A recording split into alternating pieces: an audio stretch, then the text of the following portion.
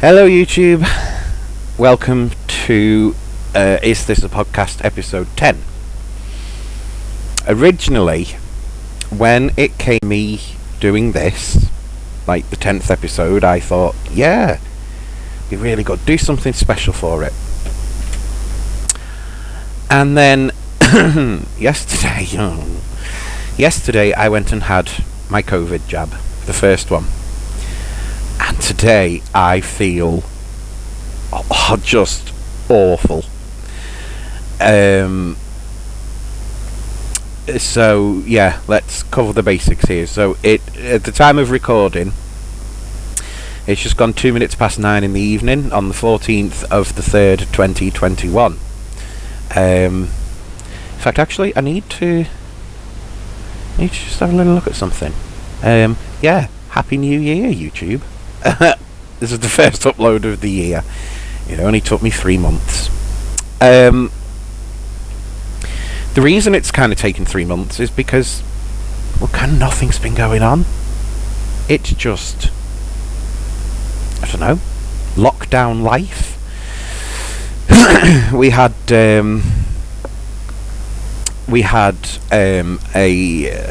lockdown that came in just after New Year's Eve. So that would be New Year's Day, and we are still in that lockdown.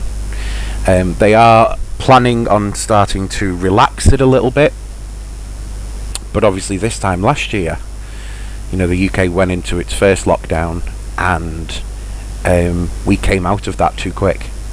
And it's not so much that we came out of it too quick, it's just that the idiots within the population of the general public in the UK, they just didn't listen. They didn't care what the rules were. It was a nice sunny day. They were going to go to the beach. And they did. They went in thousands. Obviously, cases, like the number of cases went back up. And we are where we are today. But there has been advances. The COVID vaccine it's not completely rolled out here in the UK, but it's getting close. There's I think the last thing I read, it was something like 72 million have had the first jab, or 27. Something to do like that anyway. But yeah, they've done a lot of people. The majority of the country, from what I can gather. And of course, yes, there's still the people out there that go, oh, I'm not having it, I don't know what's in it. And I'm sat here right now, right?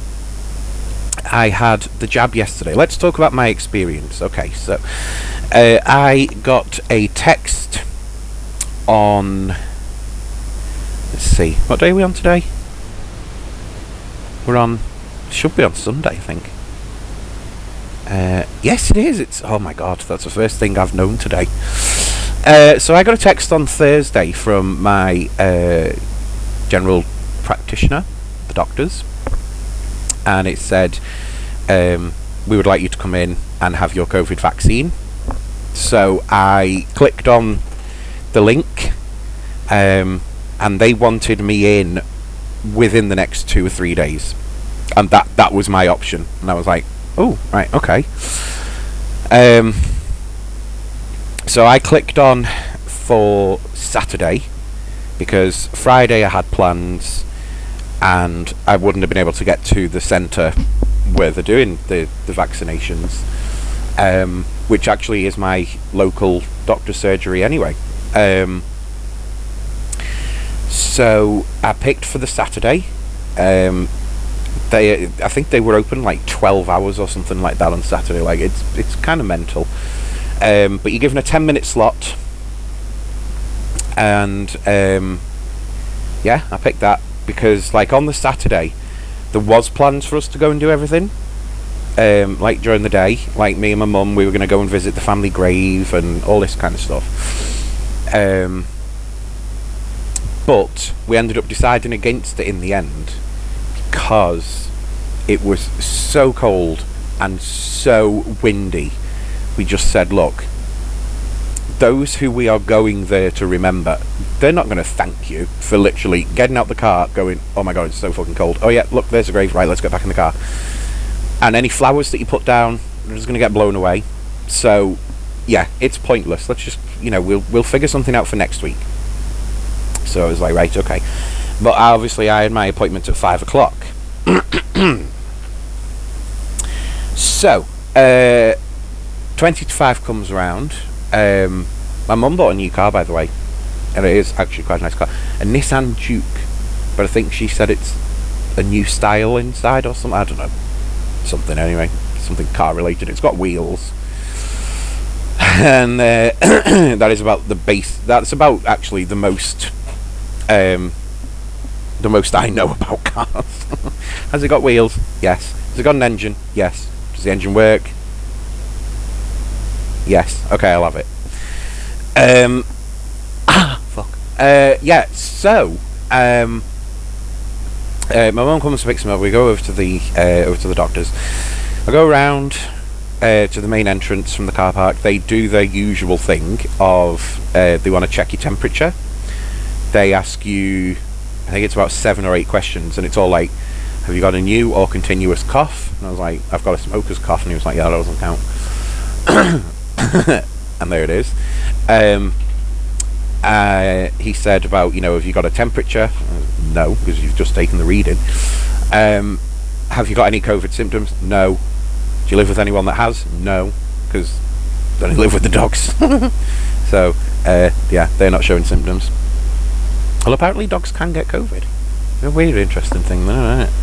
Needs proper looking into. Anyway, yeah, so go through, get checked in, and she's like, well, what arm would you like it in? I'm like, well, the left, but whatever vein, whatever vein pops through. She's like, yeah, okay. So she sends me through, and it's in this, like, back room at the doctor's. Because my mum used to work in the same building, just in a different department, and she was saying that room used to be the school nurses, like, base. And yeah, basically there's, I think, about 4, maybe 5 desks set up, and the nurses and everything like that, and you literally go in and she's like, have you had a vaccine in the last 7 days? I'm like, no. Have you got any symptoms? No. Right, what arm? I'm like, left one. So she goes over to the freezer, gets it out, and yeah, does the jab. And she did say to me, as they always do when they're either taking bloods or injecting you, oh, sharp scratch.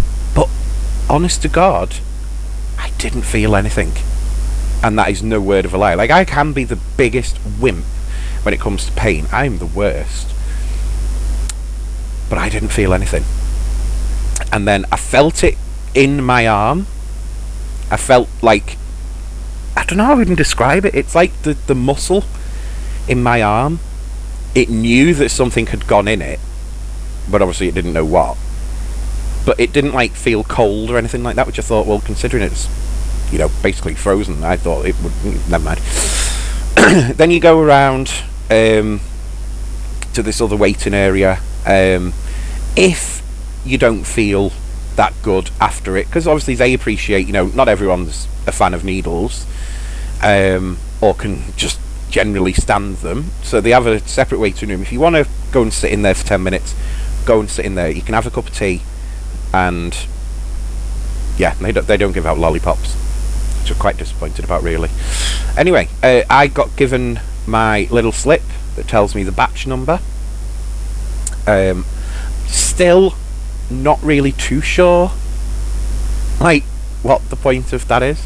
I think it's because when you go in for your second jab, they must need to match the batch, so to speak. I'm guessing. I don't know. I had the AstraZeneca one, I believe. But yeah, came home. I was just, generally chilled out. The nurse had said to me, with this one, you might feel a little bit rough for a few days afterwards, but that's to be expected. So I was like, okay, that's fine. And then, so about 10 o'clock at night, maybe 11, and I start feeling my arm, and it's just a little sting, it's nothing much. And I thought, well, it's had all this stuff put in it, and yeah, it's bound to be a little bit like, hang on, this isn't usual. Then I woke up today. Oh my god, do I regret that. Jesus. Head pounding, arm, I can't even move my arm without almost crying in pain. It hurts. Every now and then I have got a little sniffle, I've got cough. I am feeling dizzy. There's a constant feeling of feeling sick. Every muscle in my body aches. 1 minute I'm too hot, the next I'm too cold. Typical flu, basically. But this is what's to be expected. There are people out there that have reported they have them symptoms for up to a week. My mum's friend, actually, she was telling me, had her jab, the same one as me, and it did not have any side effects for her. Which just basically goes to the point, doesn't it? Like, we are, as humans, we are all a different bag of chemicals. So we're going to react different ways when the same chemicals are put inside us. And I get that. I really do. Then, yeah, I've tried to operate today. Can't do it. Like, I took the dogs out for a wee into the back garden before. Came back in and thought I was going to die. Like, I was so breathless, I was weak, and ended up falling asleep for about 3 hours. Yeah, so that's that.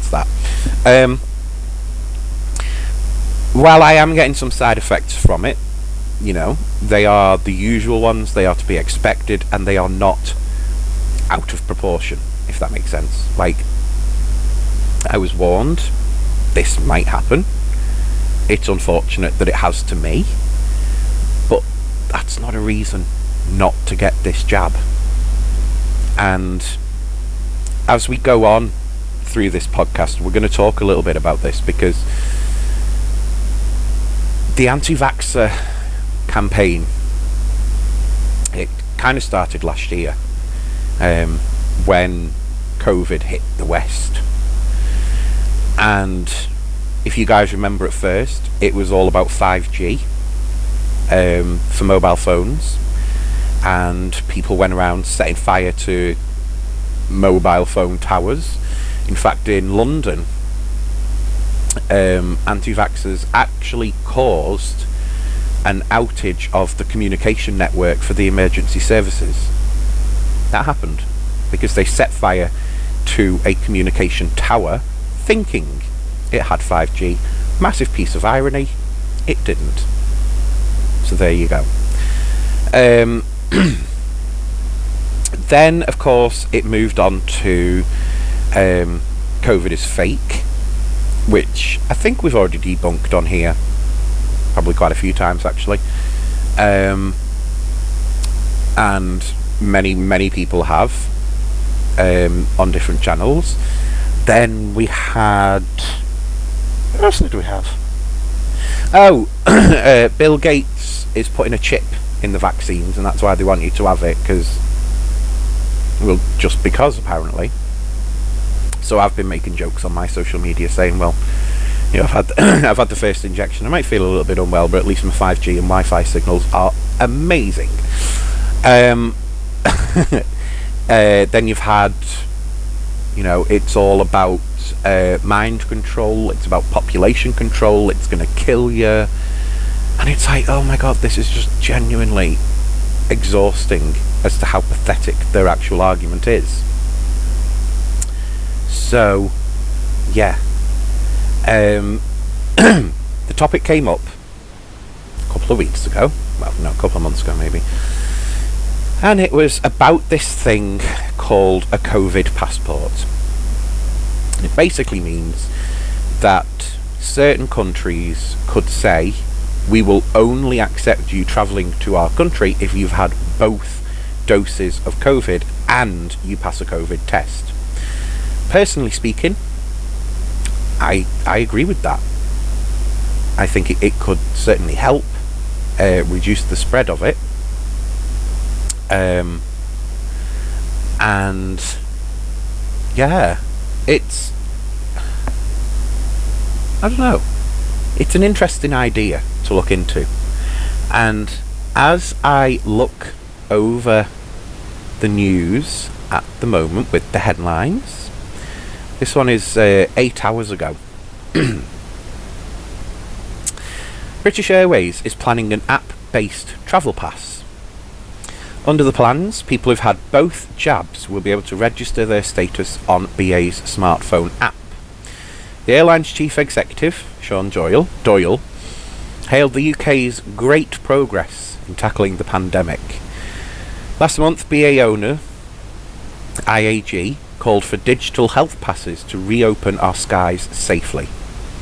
The UK government has said that it will give the go-ahead for a return to international travel on the 17th of May at the earliest, and the announcement prompted a flood of bookings, but it remains unclear which routes will be available.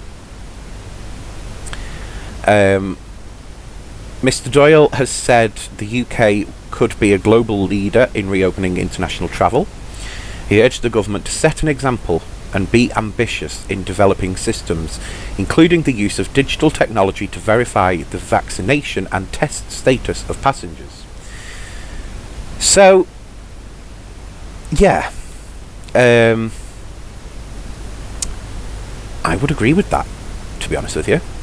I actually, for a little while, I actually did have to download the British Airways travel app, because obviously when me and my mum went over to San Francisco, we were travelling with British Airways, and yeah, that was like, we had to check in. Well, we checked in like the day before. Somehow, still don't know how that works, but whatever. So we checked in and selected our seats. So we had to do that there and back. And yeah, I quite enjoyed it, really. But I mean, the thing is, it's kind of up to each country. You know, it makes sense, doesn't it, to say, look, we're just going to treat it as everyone has got COVID unless you prove otherwise. If you can't prove otherwise, you ain't coming in. Now that's down to each country. The airlines kind of have to meet what the countries say and then exceed it, because you can't have British Airways saying, oh well, if you had a COVID test last month and it was clear, you can fly with us, because where they're flying you to might say it needs to have been within the last 24 hours. You know what I mean? So there's a lot of working out to do, but I do in principle agree with a travel ban for people who haven't had the vaccine, because there is genuinely no reason not to have the vaccine. It's not killing people. They're not injecting chips into you. You know, it's just ridiculous. All these people saying, oh, it'll kill you because you'll get allergies, and it's like, well, no, that hasn't happened to anyone. I think there was some woman, it triggered a heart attack somewhere, but there's still like nothing conclusive to say that she had a heart attack because of the vaccine. But that news spread around like wildfire, as you can imagine.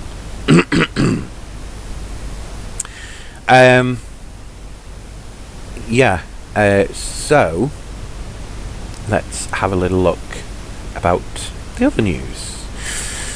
Over here in the UK, oh god, this case is just so messy.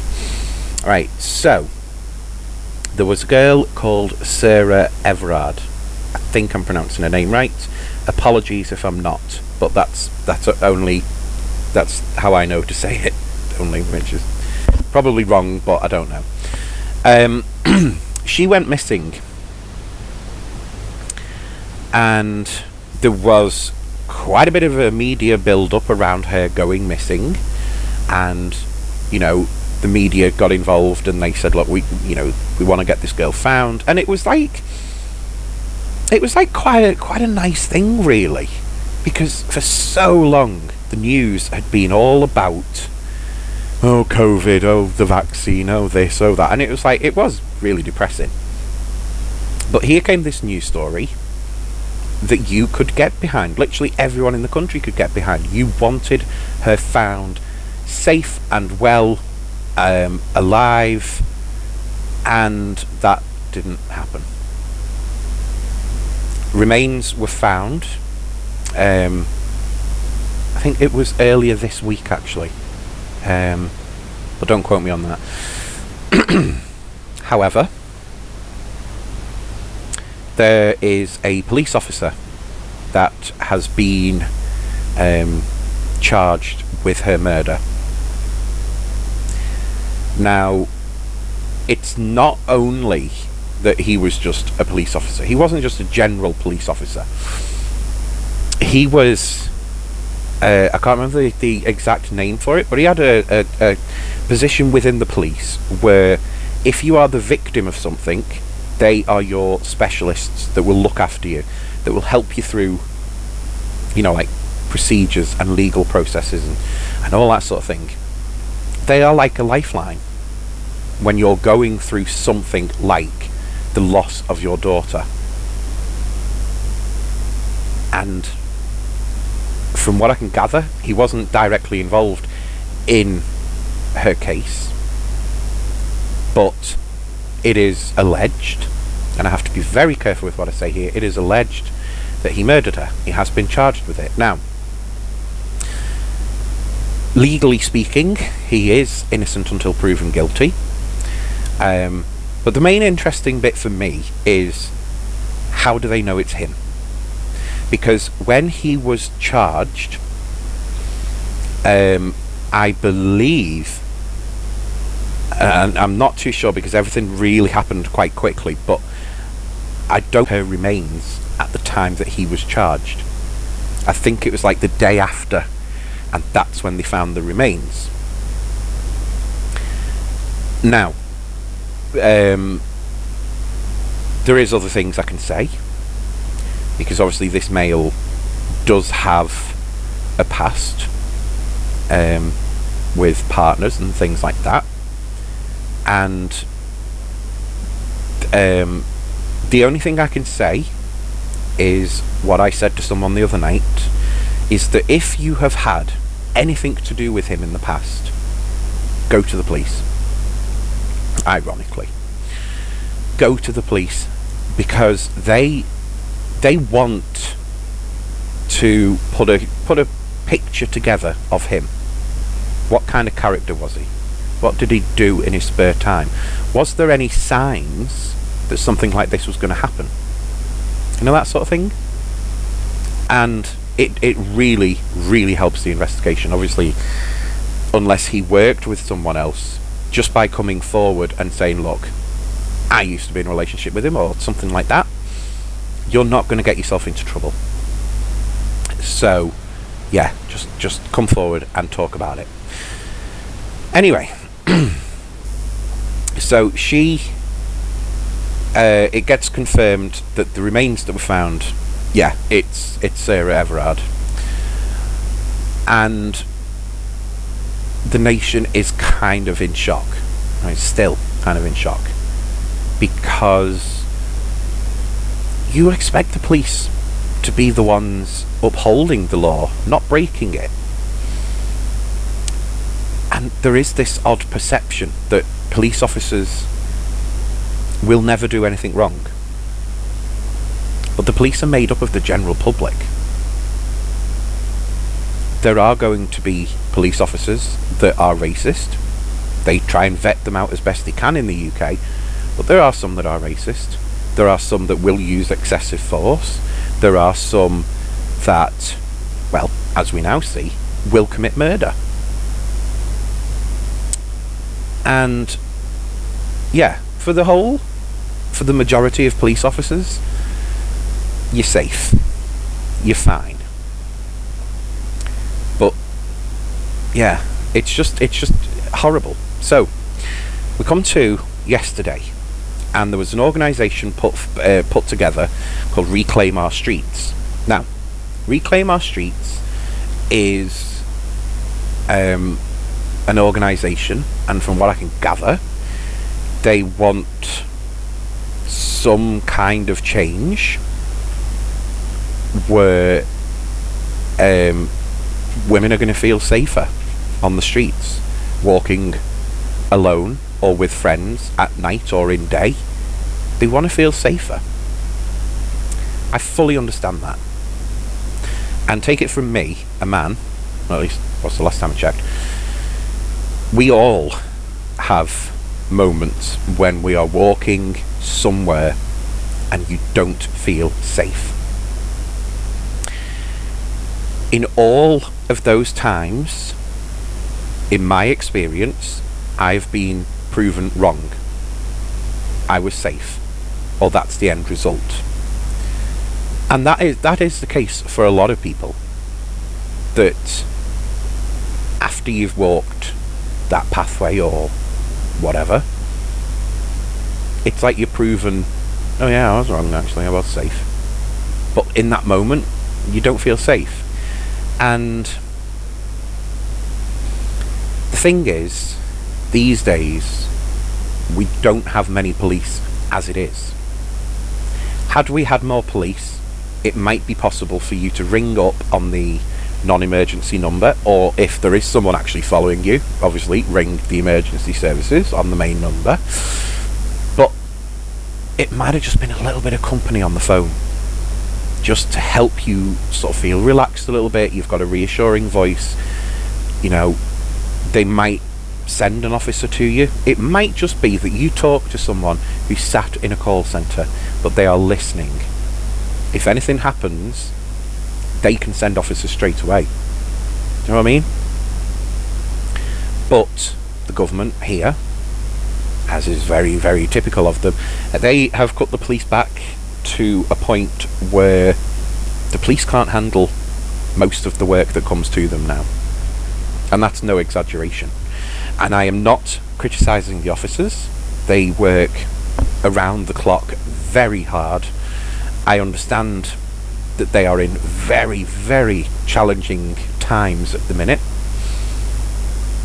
I mean, they would be anyway with a global pandemic, but it's made even worse because there's just not enough officers. And yeah, the government turned around, I think it was 2 years ago now, and they were like, oh yeah, we're going to recruit for the police, and look at us, we're great. And it's like, well, you lost them their jobs. So yeah, you don't get to claim superiority in this case. Those officers that were recruited are still going through training. It takes years. But that is kind of my solution to this problem, is we need more police. We need the police to have more resources available so they can help us to feel safer in times when we don't feel safe. However, yesterday, plans were put, well, not yesterday, but for a few days, the plans have been put forward since her remains were found that there was going to be a nationwide vigil that would call for some sort of action from the government to say, look, we're scared and we don't feel safe and you need to do something about that. However, because of the global pandemic, the police worked with Reclaim Our Streets and with Sarah's family, and they all agreed, look, yes, we agree that things need to change, but there is a global pandemic on. If people get together and they are mixing, it only takes one person to have a cough, and potentially, say like 5 people stood around them, they might get COVID, and then they're going to pass it on, and this could boost the numbers up. So officially, the plans went to a virtual vigil, which I think was a great idea. Probably should have been that in the first place, not going to lie. But obviously, you have the people where it's like, oh no, that's the authority telling us to do something. Can I? Down with Thatcher. So, there was a main case in London yesterday. and public order was broken. These people attending the vigil were told, go home. It is not safe for you to be out. We don't want you out because you're going to risk getting ill. You're going to risk basically putting the country back into lockdown. We don't want that. Go home. And of course, those at the front of the vigil decide, oh no, that's not good enough, and tensions mounted and mounted and mounted, and they boiled over. Now, technically speaking, in police terms, from what I know from years ago, is that any public disorder that contains more than 8 people is classed as a riot.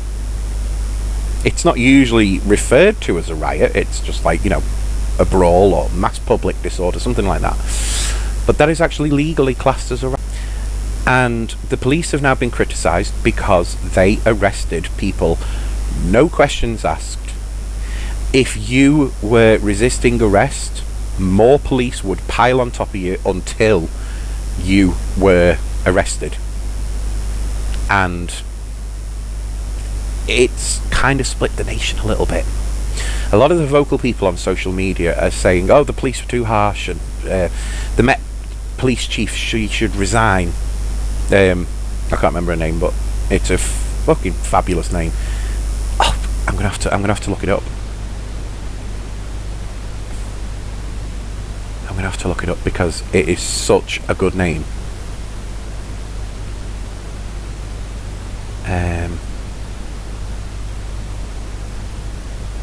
That's it. What was it? Cressida Dick. Yeah, it's a fabulous name.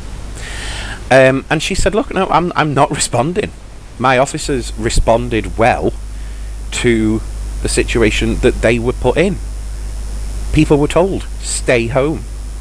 And you broke the rules, so we treated you as a rule breaker. Simple as. And I agree with her. The message was simple. Sit and stay. Now, as a pet owner, as many pet owners are listening to this, we expect our pets, maybe not cats, because they'll probably just flip you off and go and get high on catnip. But dogs especially, we expect them to know basic commands like sit and stay. Why is it that humans can't do that? Is there something that I'm missing here? I don't know, it doesn't make sense. Like, you're told this is the reason you have to stay home, because basically it can kill you, and people still go out. I mean, they are probably the same ones on Clapham Common that go, oh well, COVID's fake. And it's like, well, it's not, because the dead can't really lie to you, so try and argue with them. But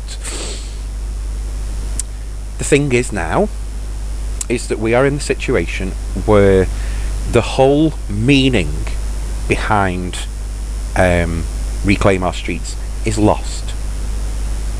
That whole good idea, the good planning, the good intentions, it's gone.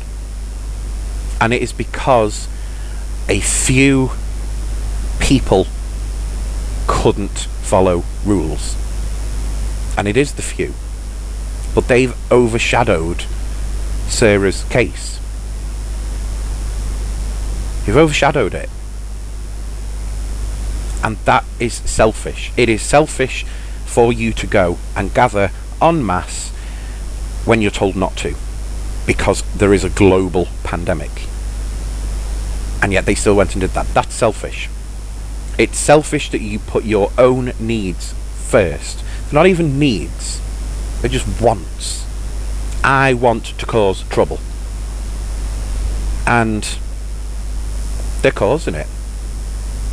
Absolutely caused it. So, yeah, that's still a big case that is going on at the minute in the UK. And, I mean, going back to the actual Sarah case, then yeah, there are a lot of people that are saying, look, change needs to happen. And I support that. We do need change. And I hope that some sort of good social change actually happens from this. I really, really do. I don't know what change it will be, but I hope it's good.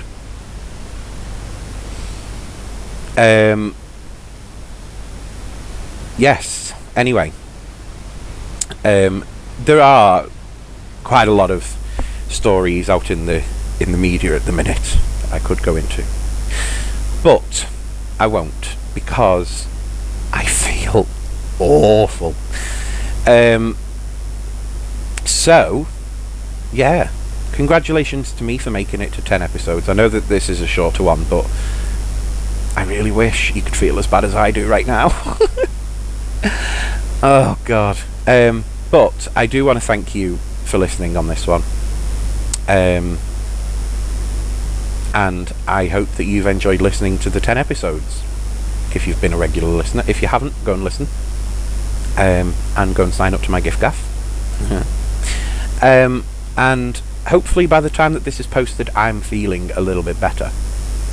You know, I said to my mum before that, you know, it's horrible feeling like this. It's horrible knowing that there's actually no illness in me. This is just my body going through the motions to build up immunity. Like, technically speaking, I am not ill. And that's just really weird in my mind. But anyway, enough about me. But yeah, thank you for listening. I hope you're all staying safe. And I will hopefully see you next time.